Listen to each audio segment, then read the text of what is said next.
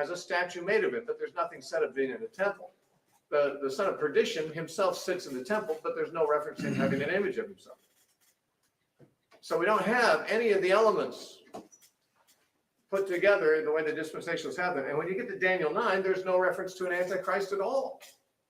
Although the he of verse 27, he shall confirm the covenant with many for a week, the dispensation says he is the antichrist. And when it says in verse 27, but in the middle of the week, he shall bring an end to the sacrifice offering, they say he is, again, the antichrist. But there's a problem with this grammatically.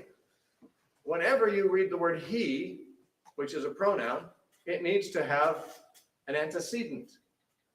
You have to have some noun. You have to have some person who has already been mentioned to whom you are referring back when you say he. You don't just walk up to someone cold and start saying, you know, he said this to me. That person say, well, who? You haven't mentioned who you're talking about.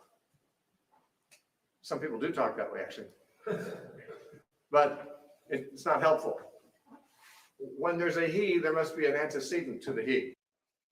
If he is the Antichrist, there must be some previous mention of the Antichrist. Is there?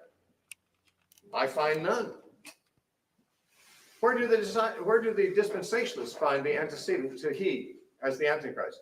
It's in verse 26, where it says, the people of the prince who is to come. They say the prince who is to come, that's the Antichrist, the future Antichrist. And therefore he, the prince who is to come, makes this covenant with the people. Well, to a man, all dispensationalists will give this exegesis, but is this exegesis? Is this really a reasonable way to make this passage conform to what they want to say? First of all, we saw that the people who destroyed the city and sanctuary are the Romans, not some future Romans, the ancient Romans, back 2,000 years ago. Even dispensationalists admit this. They recognize that the people of the prince are the Romans in AD 70. This is not controversial. But they say that the Romans of AD 70 are the people of a future prince. That is, he will be a Roman. The Antichrist will be a Roman, they say, and therefore the people who destroyed the temple 2,000 years ago were the people of this future prince. The same race, the same group. Well, I mean, that could be, but is there anything in the passage to suggest this? Is there anything to suggest that the prince is not the contemporary prince of the people at the time? Well, the only answer that's been given by them is that it says, well, it's the prince who is to come. They actually say this. Now, anyone who's a clear thinker would say, what? Do people actually say that? Yes, they do. They say, we know this is not Titus. We know this is not the ancient Roman leader because it says it's the prince who is to come. That means he's future. Isn't that a great argument? That's the only argument for making this prince a future Antichrist, because it says he is to come. It does not occur to these people, apparently, that in Daniel's time, Titus was yet to come. This was written before the Romans invaded Jerusalem.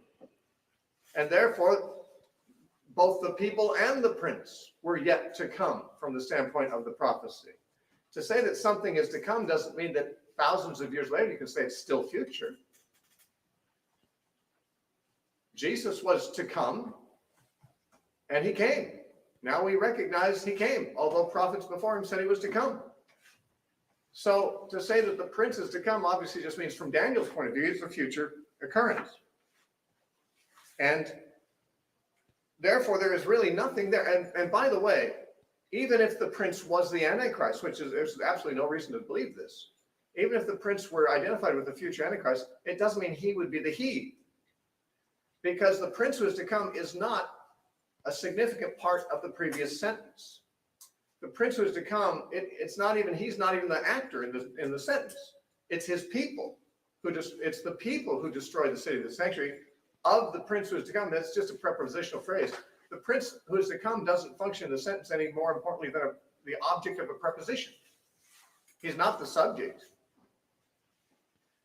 Who is the subject of the previous verses?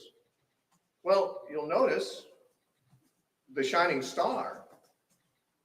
The focus of attention in verse 25 and 26 is the Messiah. Certainly to say he, in verse 27, without any further identification of who he is, would naturally assume it means the person that's been under discussion, the Messiah. He's the one who's coming. He's the one who's cut off. He's the one who makes the covenant. He's the one who causes the sacrifices and offerings to cease. How so? Well, of course, by his death. By Jesus' death, he brought an end to the sacrificial system. And if someone says, but they kept offering sacrifices after that, so what? Pagans do so to this day in some jungles. That doesn't mean there's anything valuable about them. The point is he brought an end to offerings and sacrifices as far as God is concerned. People can offer as many as they want afterwards, but God, they're just pagan sacrifices after that. Jesus put an end to the sacrificial system by his death, and that's confirmed in the book of Hebrews emphatically. So, what do we have here? Verse 26 and 27, I think, have confused people because they fail to recognize that they are parallel to each other. Verse 26 mentions the death of the Messiah and the destruction of Jerusalem. Verse 27 also mentions the death of the Messiah and the destruction of Jerusalem. And therefore, the two verses talk about the same two events, but give different details about them. For example, verse 26 says the Messiah shall be cut off. And verse 27 says, in the middle of the week, he'll bring an end to the sacrifice and offering. Well, these are the same things. The death of the Messiah, the cutting off of the Messiah is what brought an end. Verse 26 mentions the people, the prince who is to come, shall destroy the city and the sanctuary. Verse 27 talks about the same thing when it says, on the wing of abomination shall be one who makes desolate.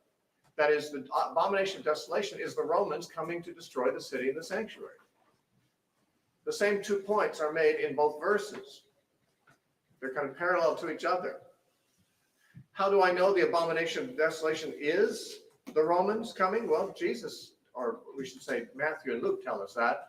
Jesus in Matthew 24:15 said, when you see the abomination of desolation spoken of by the prophet Daniel, standing where it ought not to be, you who are in Jerusalem flee.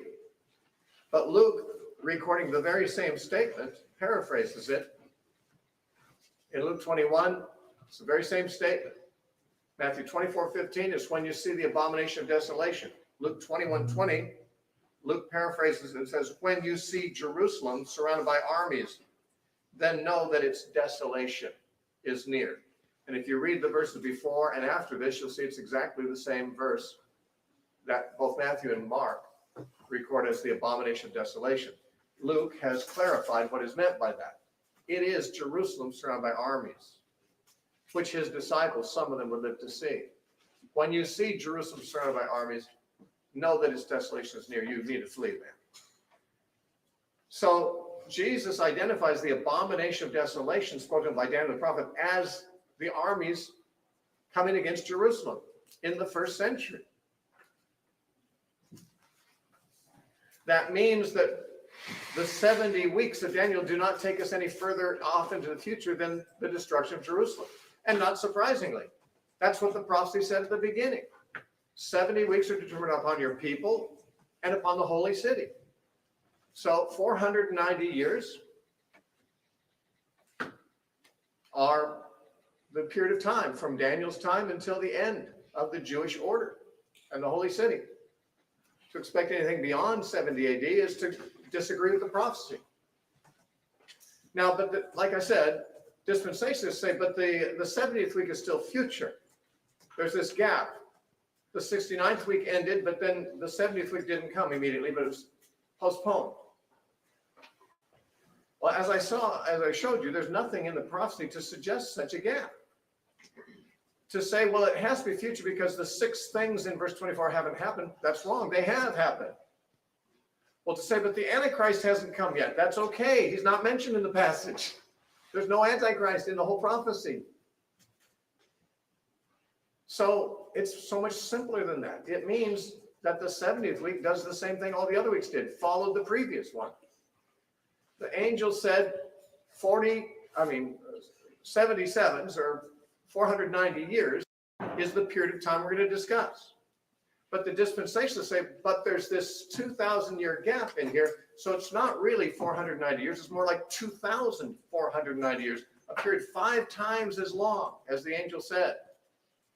This is called literal interpretation.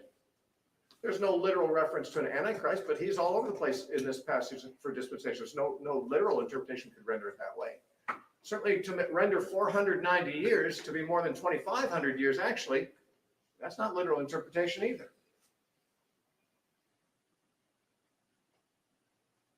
It's as if I asked you to take me to the airport this Saturday. And you said, well, how far is the airport from here? I said, well, I think it's about 40 miles from here. It's 40 miles from here. And you said, yeah, I can do that. So we get in your car and we drive towards Seattle. And we go 35 miles, 36 miles, 37 miles, 38 miles, 39 miles. You're expecting the airport in the next mile or so. But we go 45 miles, 50 miles, 100 miles, 200 miles. You say, I thought you said the airport was 40 miles from here. I say, oh, you didn't understand. Between the 39th and the 40th mile, there's a distance of 200 miles. There's a gap of 200 miles between the 39th and the 40th mile. So the real distance is really, 240 miles. Well, you would probably think I'd lied to you rather than had given you any information.